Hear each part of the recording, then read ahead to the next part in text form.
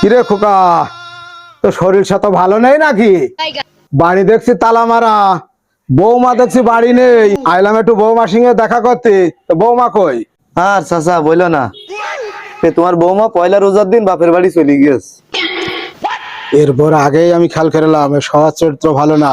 এই মাজদুল, তুই থাক, আমি আসছি। A few moments later. এই দোকানদার ভাই, আমাদের পাড়ার ওই মাজদুলির তো চিনিস? হ্যাঁ হ্যাঁ, ও চিনি তো। হ্যাঁ, ওই মাইক চালায় ওই মাজেদুল ভাই। হ্যাঁ হ্যাঁ, ওরে আমাদের পাড়ার ওই মাজদুলির বোর সব সেরকম ভালো না। আমি তো তোর সঙ্গে বলতে চাইছিলাম না, রোজা রমজানের মাস, তা না বলেও আমি থাকতে পারছি না। বলছেন কি আপনি? আমি তো জানি ভাবি খুব ভালো মানুষ। আমি ভাবির বাড়ি দুদিন খেয়েও আইছি। মানুষের উপর দেখলে বোঝা যায় না মহিলা সবার চরিত্র ভালো না। তা আমি তোর সঙ্গে তো বললাম, তো কারোর সঙ্গে যেন বলিস না। হ্যাঁ ঠিক আছে। খোকা, ভালো আছিস বাপ? ও চাচা ভালো আছি। খোকা বাপ, কাজ একটা তো ঘটে গিয়েছে। কি কাজ চাচা? রোজা রমজানের দিন আবার কি কাজ ঘটলে? না লটারি পাইলে নাকি? ওরে বাপ, লটারি ফালেই তো ওটা বুঝ দিতে পারতাম যে কাজ ঘটেছে, তা আমি লজ্জায় মুখ দেখাতে পারছি না।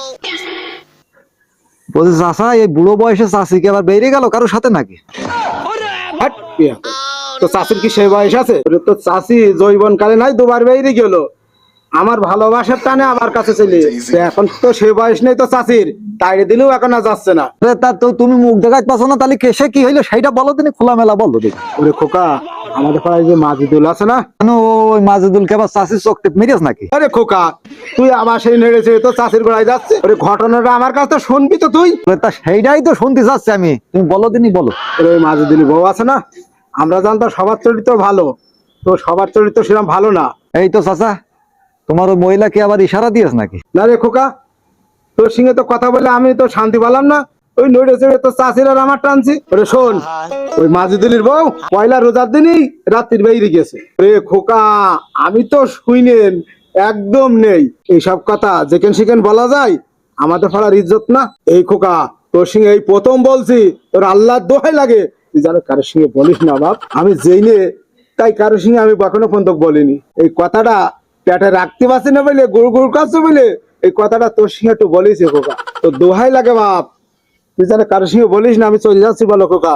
হ্যাঁ, কি ব্যাপার, চাচা তো সঠিক কথা বলা লোক না। এ চাচার কথাই আমার সন্দেহ হচ্ছে। আমারও চাচার কথা মানলে হচ্ছে না, আমার দুইয়ে নিজে যাচাই করতে হবে। মাজুদুলির কাছ থেকে ঘুরে আসি দেখি। ওরে খোকা, তুই কি এই কেনে? হ্যাঁ চাচা। তোর বাড়ি গেলাম, শুনেছি মাজুদুলির বউ বেড়ে গেছে রোজার মাসে।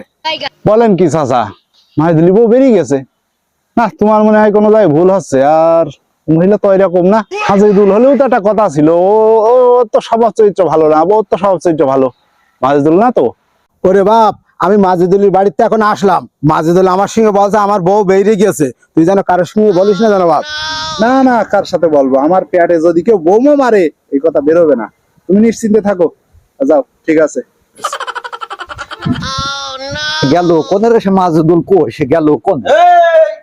আমি এইখানে পাশায়। এই এইসব কি শুনে বেড়াচ্ছি? এসব কি শুনছি তোর নামে? কেন, কি শুনেছিস? আমি তো 4-5 দিন বাড়ি এটা ওটা করছি। ওরে তা তুই বাড়িতে বেরোবি কি করি? তোর তো বাড়িতে বেরোনো সে মুখই নেই। কেন মুখ নেই মানে? কেন আমি কি চুরি করেছি না কেন মেয়ে বের করে নিয়ে আইছি? তা তুই বের করবি কি? তোরটাই তো বেরিয়ে গিয়েছে।